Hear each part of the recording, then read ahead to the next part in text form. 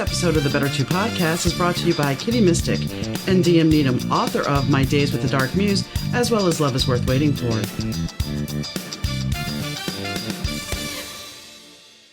Hi, gang. Donna here. Thanks for tuning into the Better Two podcast. Today's guest is Kingsley.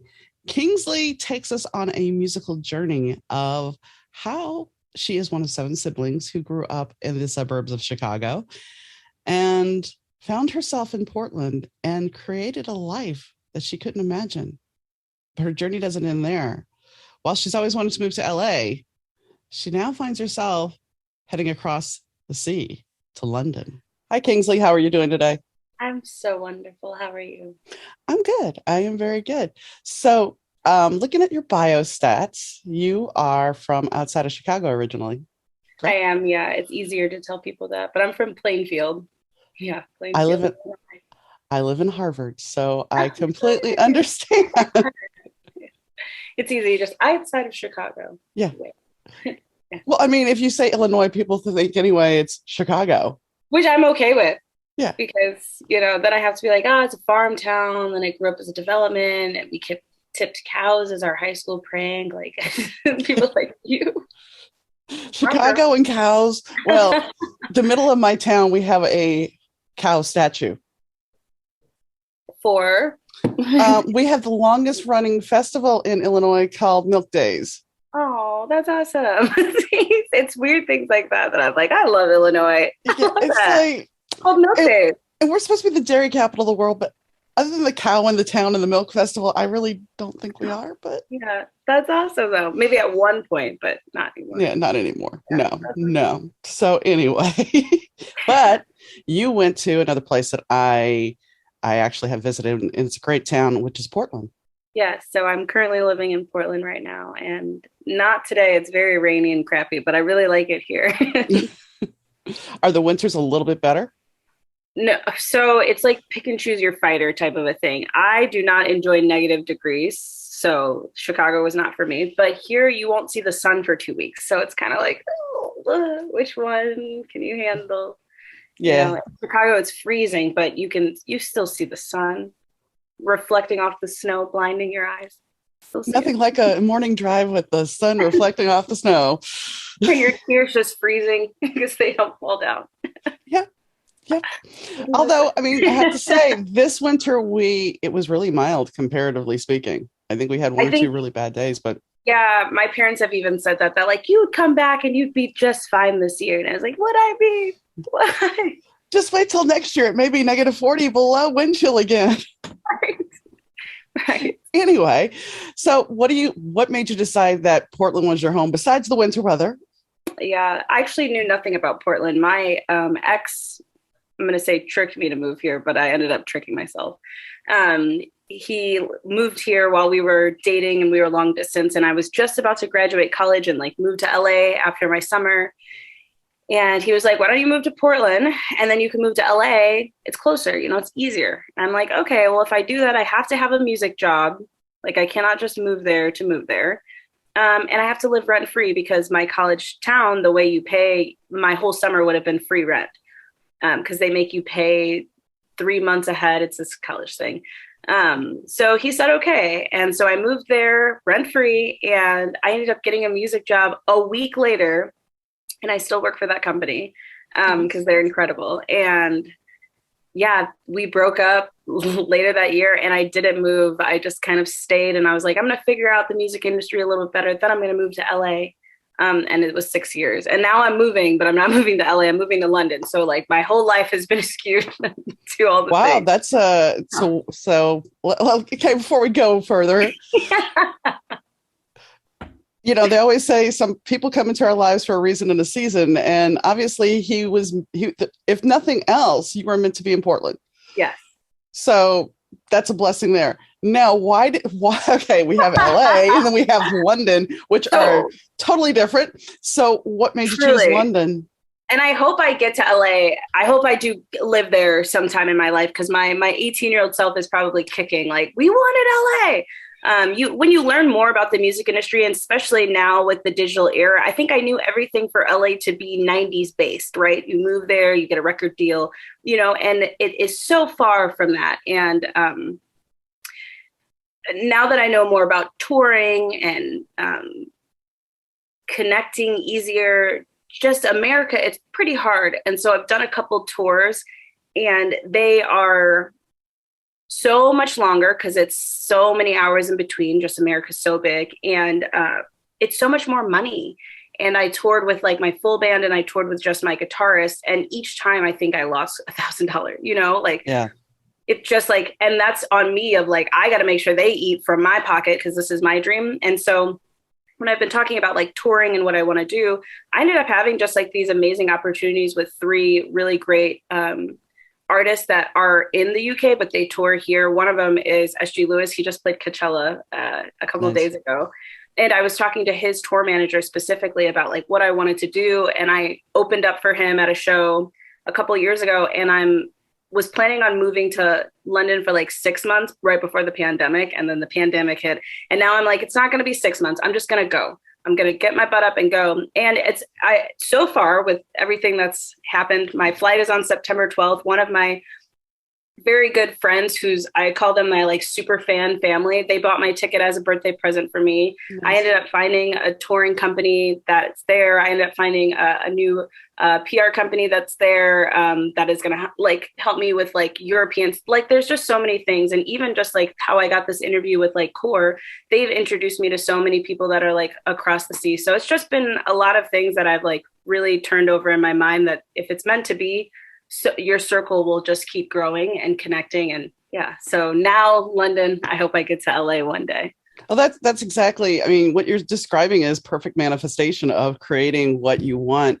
And when I was reading through your notes last night, it reminded me of somebody that had been on the show before. He was originally from Michigan, and he went down to Georgia to do some work, and then went back to Michigan, and then he went to Brazil. And he always wanted to sing, but it's like in America, he had no shot. So he started making beats and started producing other people and everything else. But people are liking his stuff in Brazil. And so he's finding his own niche there, where in America, it just wasn't. And they always, back in the 80s, watching musicians and stuff, they're always like talking about how hard it was to crack the United States. Yeah. And still it's such gatekeepers. And even in the digital era, it's still very gate kept. The algorithm is fun, but who's paying for the algorithm? Yeah. Yeah. So, yeah. Yeah, I mean, the algorithm, that's the thing is if you can hit the algorithm, great. But guess what? It's going to change tomorrow. So so buckle up. Yeah, you're in for a wild ride. Yeah. So now you're going to go over to England. And how long do you plan on staying there? I mean, is that just going to be an indefinite thing as long as you can keep your work visa going? Yeah, one-way ticket, work visa. And even they do like travel. So like you don't tell anyone I said this, but like you can get around work visa. So if your work visa expires and you're waiting for it to get renewed or whatever, if you go stay in another place for a couple weeks, it's like a vacation, like 3 weeks of time. Some places let you stay 4 weeks of time, and then your visa will come back and you go back. So you don't ever have to come back to America if you don't want to. Well, I mean, the nice thing, because I've done some research, the nice thing is where you're at, you can go over to Paris if you want. You can go to Gibraltar if you want. You can go to Ibiza if you want. So there's all these other options for you to see so many other places. Yeah. Yeah. And different cultures and different, just everything different where, yes, LA is totally different than Portland and Chicago is totally different than Portland, but it's not the same. It's not, I think that's the thing when you learn more about the music industry and just more about what your ability is in the music industry, you'll see that like the glitter and glitz of LA is far from what it used to be. Well, that's with a lot of things. I mean, even the entertainment industry. I mean, back in the 90s, Chicago had a big surge of making movies here. And we still kind of have that Hollywood feel here. So, and then Georgia's got their own thing. So, I mean, everything has kind of been pulled out and spread out. Well, why not do it everywhere in the world? Why just in LA? Exactly. So, and I mean, I hate to say it, I have thoughts of moving to LA. I have always wanted to go to LA myself. So I understand. It's always one of those things where it's like, it's a dream and you want to follow it. But sometimes our dreams take us different directions. In London, yeah. I mean, that's one place I've wanted to visit. And it's like for my birthday, for my 52nd birthday, I'm like, I'm getting my passport. And of course we had the lockdown and yeah, that's okay. It just means later. So next year. It means if somebody were to say, hey, you want to go on the spur of the moment, I can go, okay, let's go. Yeah. If I had that much money, but that's actually surprisingly, and I'm saying this surprisingly, from Chicago, the flight, so off season in September, it was literally $500. And I thought it was going to be more than that. Wow. But it was surprising. But they're also saying, I think on the news, like airline flights are going to be going up soon. Oh, yeah. Because of jet fuel, of course. But anyway, so I digress. let's get into, why did you become a singer? Yeah. It's so cliche to do the like, it always felt like home type of thing. But it really, truly, I think when you really get into your purpose and individuals that have it, or individuals that are searching for it really know that thing of like, I love the metaphor of like the surfer that's like inside of the wave, that it's like only they can describe it. Like you have to be inside of the wave to feel that feeling. But really just like singing has always felt like that to me, that like everything could be chaotic and going wrong and everything feels so centered here. And I had felt that from a very young age and held on tight to it. And I have not let go, that like. But you see it goes back to what you were saying about the surfer, but it goes to, you've stayed on your path, you've stayed with your passion. And therefore these other doors are opening up. You didn't stray. And I think if you are true, no matter how people are like, well, but that's so awful that you went through that. But if you didn't go through that, you wouldn't have the pain to write about in your music. You wouldn't have the pain to use those life events to make you humble. Yeah. There's so much more. I think I'm super spiritual, and Easter just passed. And I was listening to a great sermon that was just talking about like, you look at your garden and you're trying to plant all of these flowers. Like, what do you know as a gardener? You don't know much. And you're trying to grow in conditions that are not meant to grow. And what if you allowed other people to grow your garden? What if you allowed education and I think about that in my life, like this lipstick collection, like I don't know anything about makeup. I used to shop at Walmart. Okay. I know their makeup. I know they do buy one, go, and makeup has nothing to do with music in a sense. Like, like it's just been so many times that I want to move to LA and I'm going to get signed.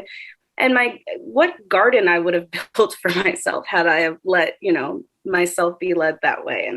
And now it's just, I feel so fruitful, and everything that I do can be related back to my one true passion. If I allow myself to think of it, that's how we're in this interview today, that there's just so many things that my garden is just so full and so blissful because I've allowed myself to have it. And it's still within my purpose, but just way more than what I thought my purpose could be. Right. And I mean, one thing about flowers, I've been amused, and I always take it as some kind of sign that I'm on the right path, is like one day I was coming home and there was a petunia growing up in the crack of the driveway. There's no way it could have been there for any other reason, or pansy. And it's like maybe a bird dropped the seedling or something, but it doesn't matter. However it got there, it's impossible for it to be impossible. Yeah. But sometimes the impossible can actually be done. Yeah. I love that. I think that's a Community quote too, from the TV show. And he was talking about the blade of grass that grew in the concrete from his prison cell, the scientist, the teacher. Yeah. And I mean, that's the thing. If you actually look at how, and this is a little bit more airy-fairy, I guess, but if you look at like an abandoned building, like something that you see these videos on YouTube and stuff of all these abandoned places and how nature reclaims them, how it gets reclaimed, and man does not have to do anything. It's just there and nature takes over again. So what is meant to be will be. So yeah, I get all philosophical here. So let's go to the makeup line. That obviously, I know it ties in with your music, but that had to be kind of a shock when somebody came up to you and said, hey, do you want to do this?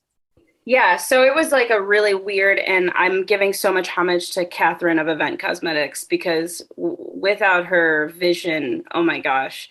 And it came about because I was releasing this album. I had raised all this money for my Kickstarter in February. Then COVID happened in March. And I'm like, Yeah. Yeah. do I put out this out? Like, I have the money now. For the Yeah. first time, I have all the funds. Never happens. And so when we finished producing my album, I was like, wow, I raised $5,000. I spent $5,000. This album is $10,000. Like, I don't want to just put it out. It doesn't feel good to me. Should I wait? How long should I wait? Yeah. And so talking with Kathy, she was like, well, when you put your album out, we'll just put a lipstick with it. We'll put one of my lipsticks. That way I'm selling. You've got something fun. It's new. No one's doing it. And I'm like, that's an incredible idea. Let's do that. We spent all summer long just getting to know each other. She's listening to the album. One lipstick turned into three. And so each single that I released was released with a lipstick that embodied the single. And then that spiraled out that we were like, well, what about people who don't wear lipstick? So we released a lip scrub. And then we're like, what about people who don't want to do that or lazy? So we released a vitamin E stick that looks like a chapstick.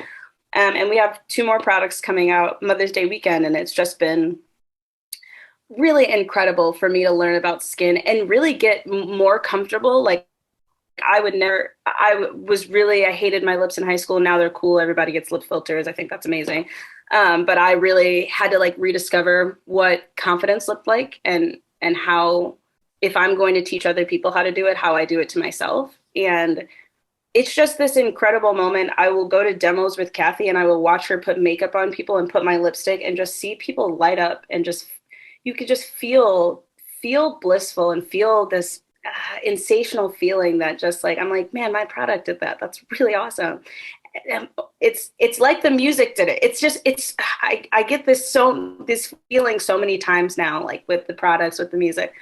And now people will listen to my music while they're pre-gaming, putting on the lipstick. And I'm like, this is amazing. Like, this is what this product was supposed to do. And again, I couldn't have imagined it to be cooler than what it already is. And most people, when they add product, they're usually famous and they're usually repping a brand. And so this is really cool for me to be in the community with this incredible Black-owned makeup company here in Portland, which is like a hard thing to happen. Like, she's Black-owned and she's in Portland. And just share her story and all the amazing things. Yeah.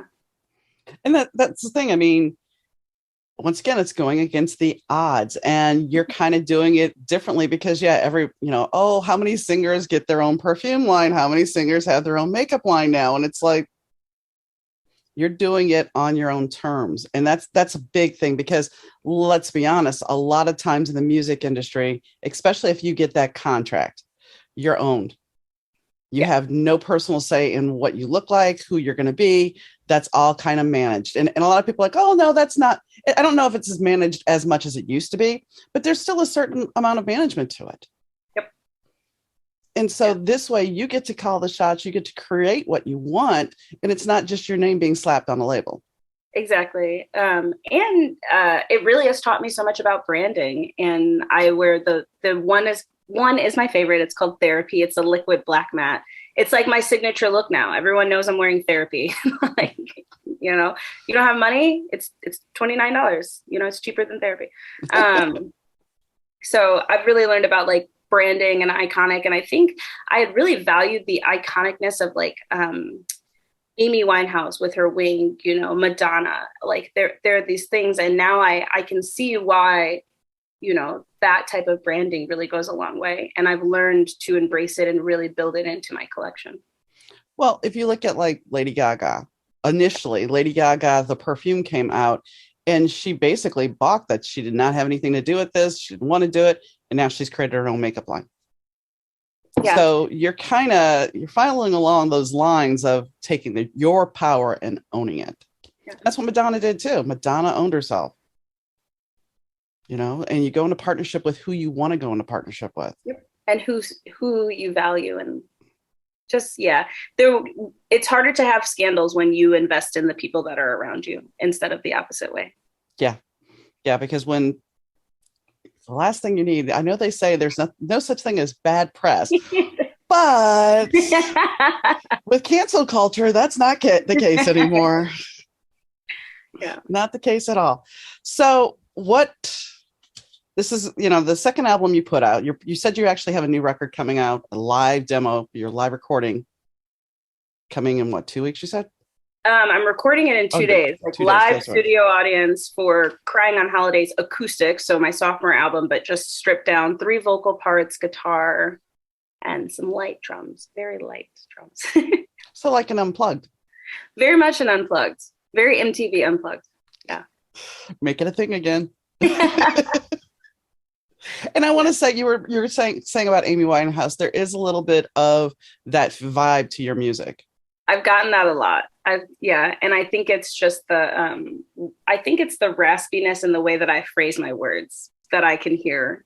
And I cover Valerie, and so many people be like, I couldn't think of who you sounded like, and then you sang Valerie, and I'm like, yeah, I get that a lot. Yeah. So I have that project, and the reason why I started doing that was actually my first album that came out, I Am Because I Am, in 2018. When it was out, I felt like I had spent so much time on it, but I was still a newbie. And I got this random opportunity to open up for S.G. Lewis. And so my DJ was like, we should remix all of your songs to kind of like fit his like DJ-esque. And I'm like, let's do it. So we remixed 6 songs for my I Am Because I Am album. And we performed it. And everyone was like, where can we get this version? And I was like, oh, it's not out yet. We're going to put it out soon. And so we put it out, and it's called I Am Because I Dance. So we had the regular pop version and now this EDM S.G. Lewis-esque. And then I was doing winery shows, and I would take these same I Am Because I Am songs and play them acoustically. And people like, where can I get that version? I'm like, soon. And so I released I Am Because I Feel. And so I had this album that was literally dressed up and dressed down. And I was like, I'm going to do this forever. So with Crying on Holidays, the next one will be called Still Crying, which is the acoustic version. And then sometime later this year, I'll release the remixes, which will be all the songs literally EDM'd up, and that way I can spend 2 to 3 years promoting one album instead of 1 year. And I don't know where I've learned that from. I attribute just myself of being like, I don't know, but I'm going to figure it out. And it's been a really great marketing tool for my first project that I know it will be for this second album. So, yeah. I mean, for me, I remember, when something came out in the 80s. Yes, I'm an 80s teen and 20. And yeah, it was like the single would come out, and then you're going to go get the 12-inch. You're going to get your dance music. Yep. Because that was the way it was. And I still have my vinyl, which from back in the day. And it's like you wanted to hear those different mixes, because while the song is great, the remix was even better. Yeah. And so if you can get that much mileage out of one record, and you spent that 10 grand, but if you're able to play a winery show and then somebody says, oh, I really like that. Guess what? I have a CD. You can have just all those. And it's been cool. Like some people only like my acoustic stuff. Some people only like my dance stuff. Some people only like the studio version. That's okay by me. Right. Okay. As long as you like it. if your music's getting out to different people in different styles, that actually shows the versatility of you as an artist. And that's major, because you're crossing the board instead of just being in this little niche. So that's pretty incredible. Thank you. Yeah. So what is the biggest gig you've ever played? Oh man. Well, yeah, the S.G. Lewis one was pretty gig. It was sold out, and a week before the show they added support. Like they didn't even need to. They could have did an evening with him. He could have played, and that was pretty cool. That was pretty nerve-wracking for me because it was very new. I have a song with Sony. They did this 20th anniversary for Motown where they did the remixes. So I got to remix Keep Me Hanging On. And I performed that like in Vegas in January of 2020, so right before COVID. And that was a pretty big, I forgot the words. How do you forget the words?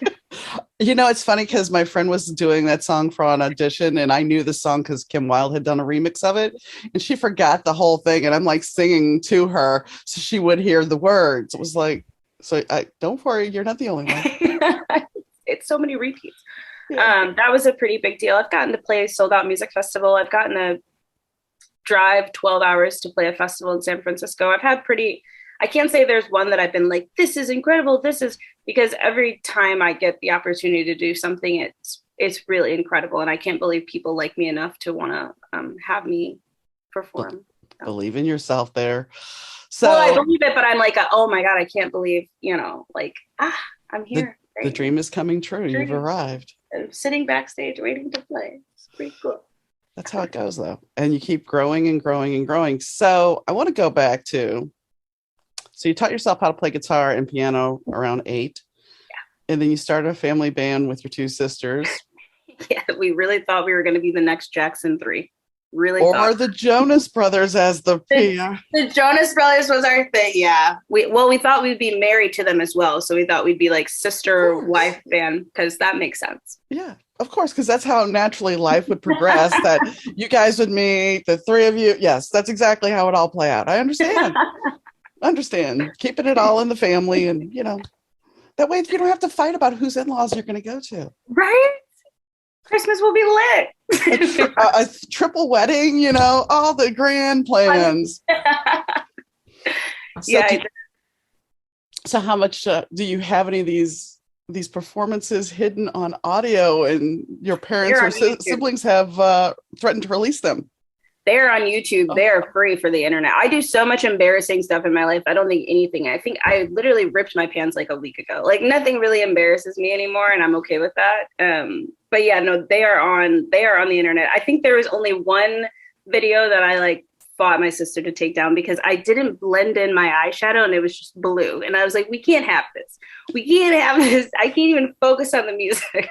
Looking at it. Not when you're a makeup person, you really can't. She's come a long way. Well, you could say it that way. Look how far she's come. If Kingsley can do it, so can you. Yeah. We really, and that's where my name Kingsley came from, because I started this band with my siblings, and my mom was like, you don't have to pick your names. You can pick whatever you want. And we're downstairs, we're Googling, we're searching names. And my sister Dom picks Phoenix, and my sister Bree picks Sage, and I picked Kingsley. And we were this heart-filled band, and it was these pseudo people that we got to embody and become. And it was very much make-believe, but something that, again, I don't know, when it feels right, I just kind of cling to it. And I really loved Kingsley's confidence in places that I didn't feel very confident. And I really loved the idea of letting go of myself and becoming something when you go onto stage. And I have done that for as long as I could, probably up until COVID, when I was like, all right, I got to really be confident in my personal life now. I'm really getting tired of putting on a hat and coming back off the stage. But yeah, I'm very thankful for my sisters. They did not want to practice nearly as much as the Jonas Brothers. So that's why we didn't make it, so that's all right. But, the one thing you were talking about is going up on stage and putting on a persona. The fact of the matter is, no matter how much you integrate your personality, when you are in the public eye, you have to put on that persona, because if you have a really bad day and something awful has happened and you can't cancel the show, yep, you still have to go on there and be smiling and doing your job. Yeah. And I think that can go into your personal life too. And I think it's taught me how to move quicker through, not even quicker through emotions in a way that I don't feel them, but quicker through emotions of you can decide if your day is going to be good or not. And especially if I have a performance later, I get to be like, okay, feelings, what you want to do now? You want to linger, or you want to. And even just moments that it would fuckle my whole day, getting a parking ticket and it doesn't. I'm just all right, whatever. I just spent $300 at the DMV, and I was telling my best friend, I'm like, but whatever, it happened. I got my stickers. All right, let's move forward, Yeah. So I think that Kingsley has really taught me in my personal life that at the end of the day, if you want to have a good day, or if you want to be whatever, you got to get through it to make it happen. Let me ask you this. So if you ever get to the point where you were like Rihanna, could you handle that? Do you think you could handle the fame? Yes, because 1, that's my goal in life. And 2, I used to practice, and this is how I know, because what kid does this? I used to practice my thank you speech, my Grammy speech, but I practiced taking it out of my dress so that I wouldn't be shaking when I like read it. Like, yeah, absolutely. There's That's been next so many level moments in my life that I'm like, why am I practicing this? But yeah, no, I really strive. Rihanna, Beyonce are like one of my favorite people to look up to. That's like, at the end of the day, we got shit to get done. That's it. Yeah. We got to get it done. And yeah, that type of caliber is where I want to be in life. And that's the goal. So. Well, the thing is, some people would say that you doing that, practicing taking that out, that's all creating it. You're creating your reality, a future right, but reality. I was like 8. Why was I like, you know what? Let me do this. But didn't Beyonce do something very similar with award shows and stuff? Yes. And Adrienne, she was a Cheetah Girl. She talked about how her friends used to they would put the subtitles up and they would pretend to be teleprompters. And so when she became, was she on The View? No. What show was she on? I can't even remember the TV Talk, show. The View, it just got canceled. It was with, right. It just got canceled. But she was literally like, people would be like, you're so good at reading. And she's like, yeah, because as a kid, I used to play a game called Read the Cat on the Screen. Like, what kid does that? Yeah. And yeah. Well, that's the thing. I don't think that we really realize what we start creating as kids. We don't. But we have a lot of power and a lot of imagination at that time to do it. Yeah. And we're not so stuck in the daily grind and the minutia of living life.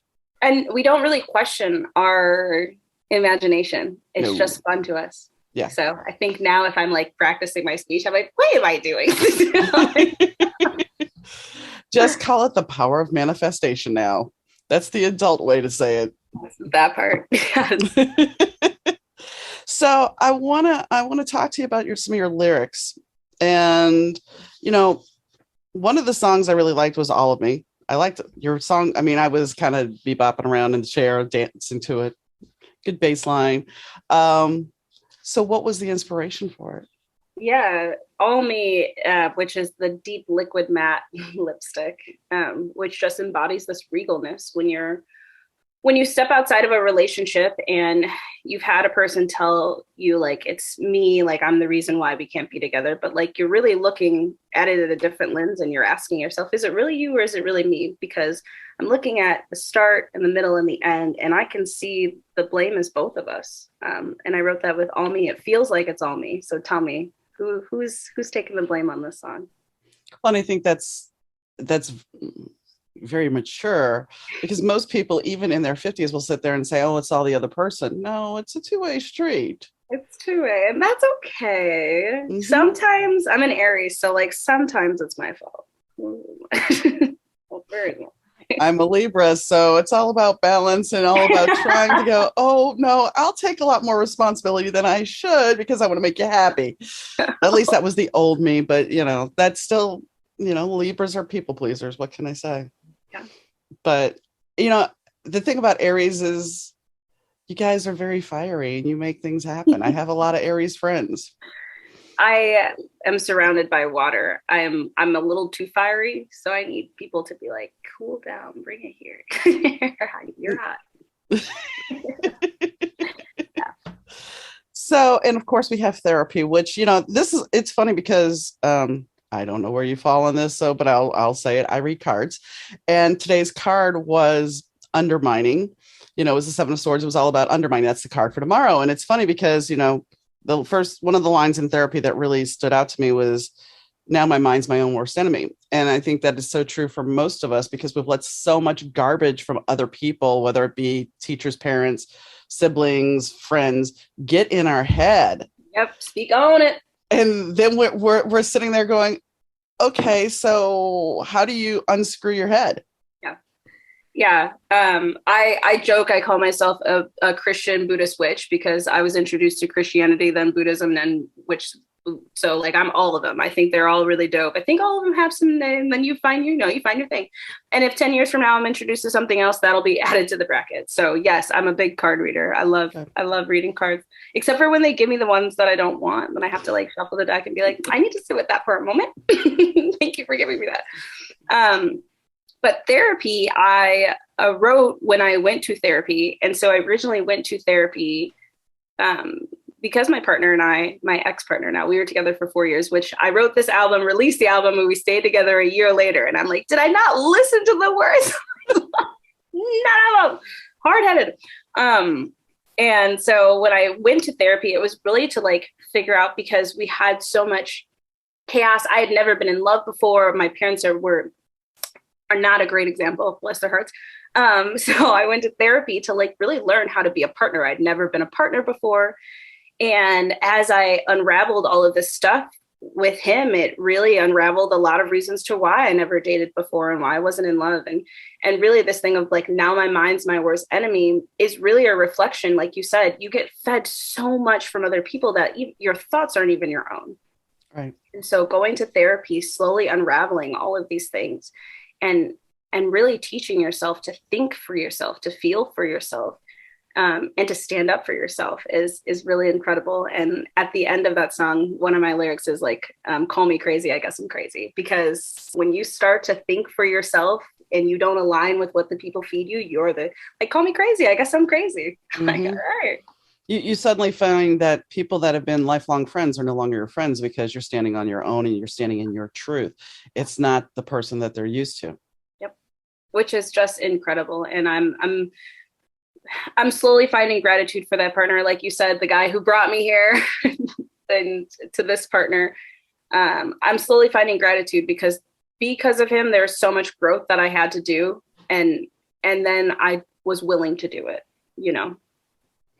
And one thing that, let's go back to the mind therapy thing here too, is we also have to learn to forgive ourselves for the choices we've made. And that's another hard thing. It's like after you unscrew your head, then you have to forgive yourself and treat yourself better with grace. Yeah. There's an incredible meditation that I always go back to. It's the Hapona Ono Ono. It's a Hawaiian meditation for forgiveness. If you literally type in that in YouTube, there will be so many. I personally like the one that Master Shirya Kashina does. And you repeat to yourself, I'm sorry, thank you, please forgive me, and I love you. And, what a way to talk to yourself. You know? Be like, I'm sorry, please forgive me. I thank you for going through that, and I love you. Because so many times in our lives, we're not taught. Our parents will tell us they love us. Okay, that's fine. But that's still not always, depending on how you grew up, that's not always the truth. And so then you're searching for love from outside of you. And so then we make these choices. We bring these people into our lives, whether it be it feels like love, friends, and it's like yeah. It feels like love because that's what we thought love was. That's because we weren't taught how to partner. I hate to say it, school teaches us some wonderful things. They teach us how to read. They teach us how to write. They teach us math. They teach us all these skills, but then they don't teach us how to live. They don't teach us how to cope with stress. They don't teach us how to function as an adult. I can't tell you how many people I've seen make memes about, man, it would be nice if they would have showed me how to balance a checkbook and do taxes or deal with credit card. And then you got the stress factor. If you took the stress factor out, if you could teach kids how to meditate and be calmer, wow, maybe we wouldn't have so many gun issues we do. And I'm not going to get into that, but it's just the fact of if we were calmer people, we all might be functioning better. And not even calmer, but just knew how to regulate what our emotions were saying. Because I literally, and I do this a lot to myself when I get upset and angry, I ask myself, like, what is my anger saying to me? Because it's a bigger thing. Are you mad about that? Like, what is your anger saying to you? And questions I had to learn to ask myself. And I think meditation is a really good way, not even just to like bring yourself down here and like breathe, but also like, what is this feeling telling you? Is this a feeling that comes up every day? Is this a feeling that comes up in this situation? Like let's dissect this feeling. Where do you feel the feeling? Well, and the thing is too, is especially when you're in a partnership, my husband, when he was still with us, if he got mad because he was frustrated with himself, he'd be like, MF, da, da, da, da. And I'd be like, I go in the kitchen, I'm like, are you okay? He's like, is your name MF? As a younger person, I would have just went off on him. As an older person in my second marriage, I'm like, I'm just going to go away. I'll come back in about a half hour. Yeah. So I did. And I'm like, are you okay? He's like, yeah, that wasn't about you. It was about me. And that's the thing. I think we get angry at ourselves, but we lash out and And the problem is we're so easy to react. We react so easily. So I think you going forward though, I mean, you're seeming to be in a good place and on solid ground.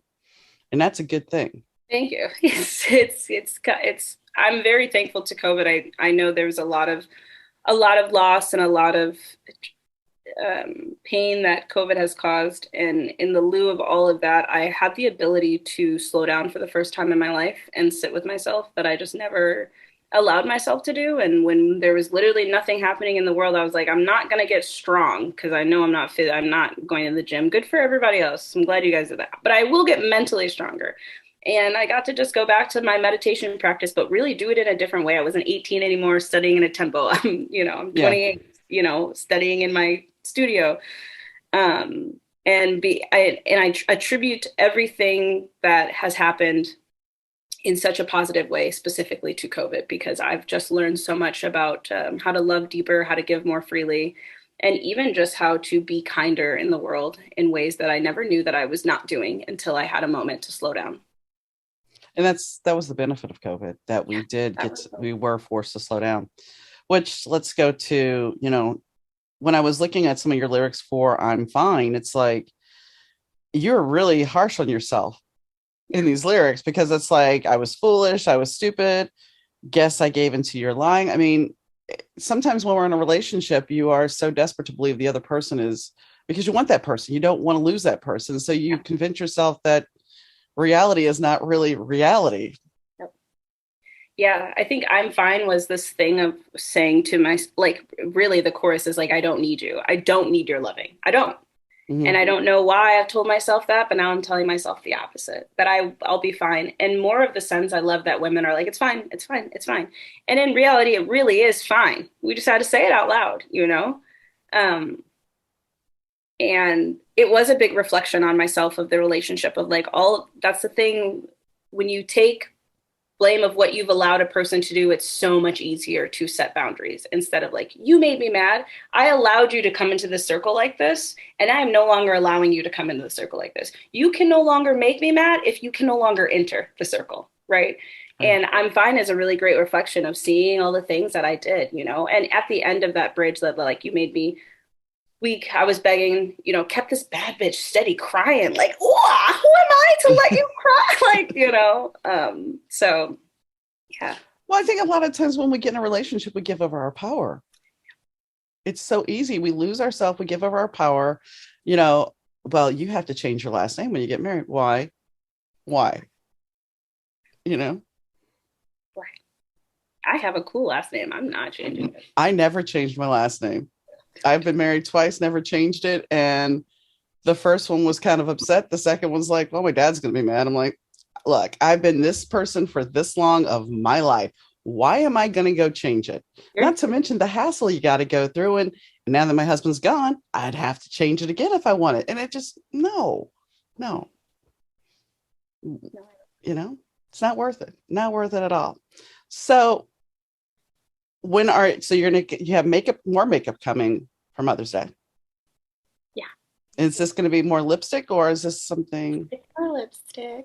They're really cool. Can't tell anymore. Are you going to get it into some eye makeup and stuff? So I don't know. That doesn't really represent me, and I really want to be authentic when I'm selling, especially because I wear the products. And I don't like lying. I just don't believe in it. I know. Hey. But I thought about nail polish. I really like that.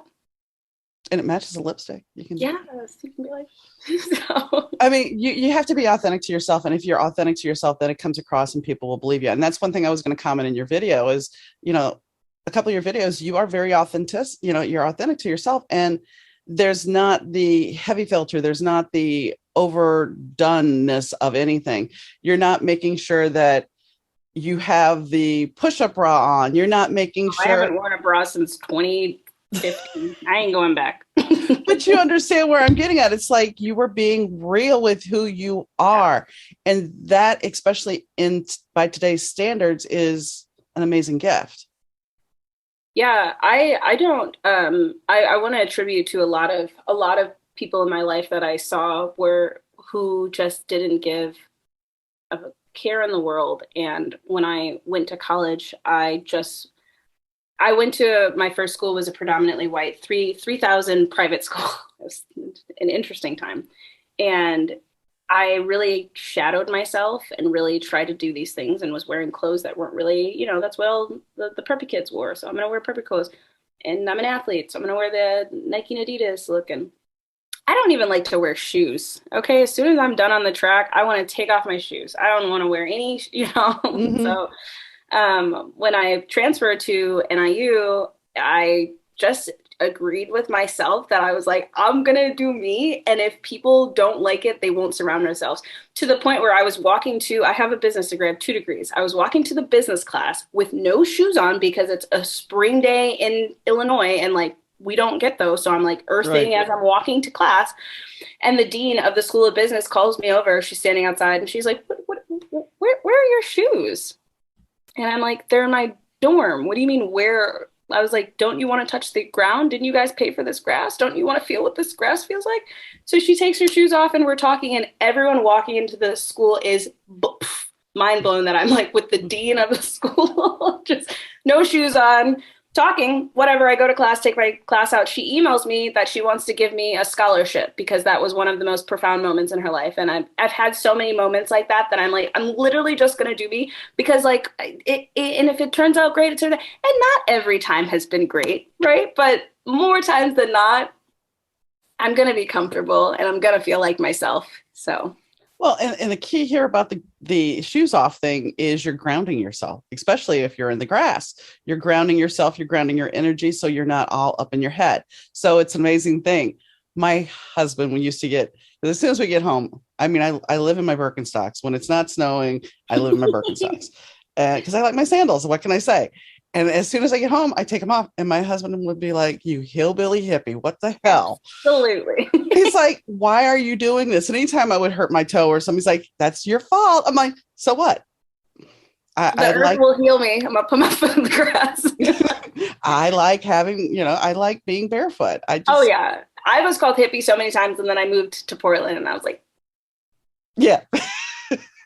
really? You can't really say you're a hippie in Portland. You can't. No, not at all. So you're gonna go to London. Are there plans to record in London or just tour? Yeah, What's no, the plans to record. So I have a new project that'll probably be released June of 2023.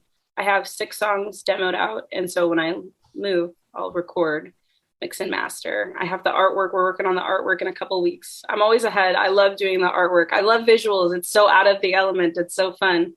And start mapping out some music videos. So yeah, I plan on doing a lot in the UK. My heart is open, my hands are open, and whatever happens, happens. what I'm finding interesting by when I'm talking to musical guests is the whole now with streaming that nobody's looking at albums. They're all looking at, I want a new single. I want a new single. And I had a guest last week, Merchant, or 2 weeks ago, and he released a whole album. He's been releasing singles up and up and up, and now he's released the whole record, the rest of them. And what I admire about you is the fact that you're putting your visual concepts right together. And there's a lot of people that are like, well, I'll get to the video. So I played, because it was his release party on the show, kind of. I ended up making 3 music videos, which was great for me because he's like, oh, Yeah. you can go ahead and do this. I'm like, okay. So that was a great experience for me, but it was just one of those things where it's like, it wasn't something I expected. And I know for you guys, it's like, someone like, well, I don't have the time to do the video and I don't have the money, and I understand all those. But now with an iPhone, you can record a video. Do you not have the time or money, or do you just not believe that you can do something like that? Is the thing, because you put an album together, you didn't have the time or money for that, But like, there's so much creativeness that comes from music videos that you get to showcase that you don't get to showcase when you're making the music. And one of my favorite people, like Beyonce's visual albums are insane, and they're so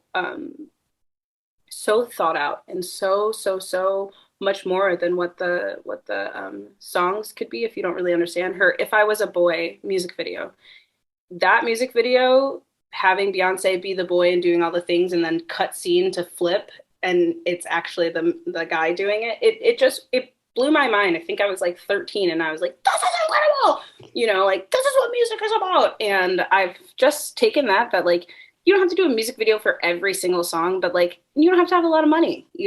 No, I mean, that's why I commend you because your videos were fun. And I saw a little homage in one of the dance numbers with you and 3 other people to Single Ladies. I Yes. mean, I picked up that vibe. And the fact is part of the reason I think some musicians most likely don't want to make the music videos. The truth of it is we have this ideal of perfectionism and we want, when I noticed when I was making those music videos myself, it's like, I got the lyrics and I'm not putting any money to do this. I'm doing it all free with free video clips. And it's like, I couldn't quite match that. I didn't have the shot I needed, but I made the best of it. And it's like, sometimes you just have to get out of the way of perfection. Yeah. That's such a great thing to say that like in therapy was the one where I'm frolicking through the forest in a princess dress. That was not how the original idea started. We had this crazy elaborate thing of like moving through houses and all this stuff. And then we like did the budget. We're like, okay, so what can we can shoot outside. We're going to go outside now, that like they all start off in such a way, but like whatever your budget has for, make the best of what your budget has for. And most of the time it turns out cooler than what you think because, you're like, if I'm going to do it, I'm going to give it the best I got. So, right. Yeah. I mean, I remember this is 1995. There's no way you could do this. We made 6 episodes of a half-hour TV sitcom on a budget of $200,000. And that was having sets and having space and everything else. And we didn't get it sold. But the fact of the matter, when all was said and done, we did it. And it was 6 episodes and it was edited. And that was the thing. When you can look back, it may not have been the true vision of what you wanted, but as long as you were able to bring something to life. Yeah. And you have to get started. You probably learned so much more about that you now take into literally everything. And if you didn't have that opportunity. So I'm fine. I learned so much from therapy and to Omi that like it gets better and better with my music videos, even just like music videos from 2018 to the last 3. I've learned so much about like what I want to see on camera that I wouldn't have done if I wouldn't have just got started with music videos. Right. And I mean, that's what when I was talking to Merchant about it, I'm like, well, I'm making 3 music videos. I said, can I borrow some of the other? He's like, you can do whatever you want with my music. I'm like, okay. Now, has he signed off and liked it? And he hasn't really said much, but it's fine. It's fine. It gave me a creative outlet to do something I had never done before. And it was like, okay, they're up on YouTube. This is fun. And it gave me a whole nother side of creativity. Yeah. So, I mean, I've made book trailers. It's not the same, but so moving to England, what do your parents think about you moving? They're really sad. I have 7 siblings. I have a very big big niche. They're very sad. I'm going to move home first. I'm going to move back to Chicago at the beginning of August. I'm going to stay the whole month of August and then leave and try to celebrate all the holidays in that 1 month. But I've always been the kid that like get out is just always gone and doing things. So I don't think they're surprised. I think they probably didn't imagine I would move to England. They thought I was going to move to LA and still be in America. And I'm like, no more America. I want to see the rest of the world. But maybe there's a future there for other reasons. Maybe there's your new partner. There's so many different things. I know that was a gag. I saw. That's fine. And I know you're not looking for that, but that's the thing. It's like sometimes people are dropped into our lap when we're not even looking. Yeah. I think my mom will be really excited. She takes her vacation every year to Florida, like good Midwesterns do. And I think she'll be very excited to take a vacation, to the UK instead. So I'm trying to like spin it like that. I'm like, see, you can come visit me. You like to travel. I had another guest. She lives in England, but she moved to London and she like packed a couple of bags. I think she lived in Scotland at the time. And I think she was either 16 or 18. And because this has been like, about 8 months since I interviewed her, so I don't remember all the facts, but she packed up 3 pieces of luggage and she's like, okay, I'm never coming back. And she never did. And she's a writer over there. She's written for TV shows and stuff. So she's got a career over there, But she, very much like you, she was just like, I'm not going back. We'll figure it out. Yeah. Sometimes that's all we can do. Yep. So this has been a delight talking to you. Is there anything that we have not covered that you would like to discuss? No, we killed it. This was amazing. Yeah. Okay. Well, thank you for coming. Hey, appreciate you. So Kingsley is following her dreams, a dream that she has created since she was a kid. You know, when she was talking about the fact that she was practicing pulling out, not reading, but pulling out the acceptance speech from her dress. That is a delightful story. And one day I hope I actually get to see her on stage doing that, because that moment will always play in my head, because that's taking manifestation and creation to a whole nother level. We do things throughout our life that we don't realize that we are trying to create. But she has done that. She's created her life. And while she's not going to LA right now, she's still following a dream to go to London. And she's still pursuing her musical passion. And that's the thing. Sometimes when we are pursuing a dream, we have to step into the flow to see where we're going to go. Sometimes we don't necessarily see everything. You know, we may see point A, and we may see point B, and we may see point Z, but we don't see a whole bunch in between. And the thing is, we want to go to Z from A, but we have to take those small steps. So while she went from Chicago to Portland and sometimes to LA for business, but she didn't move there. Now she's moving there. You know, she's moving to London. But you never know where London's going to lead. London could be a permanent thing, or London could lead her back to LA. Things are changing, though, as we said. And the music industry has changed. And, you know, if she can conquer England, who knows where else in the world she may conquer. So I hope you guys check out her makeup. I hope you guys check out her music. And I hope she comes back on the show, because she was delightful. And I am really interested in following her journey. So on that note, if you have any questions, comments, or concerns, and would like to reach out to the podcast, you can send me an email at Donna, DAUNA, at better2podcast.com. That's Donna at better2podcast.com. And if you have missed an episode and would like to catch up, you can also find our episodes at better2podcast.com or any place where you listen to your podcast. If you go to the actual website, you can find our social media links and follow us there. And I hope that you guys enjoyed the show as always. Like I said, I think Kingsley's great, and I enjoyed talking to her. So I hope you guys enjoy your day, weekend, evening, whenever you choose to listen to the podcast, and I'll catch you next time. Bye.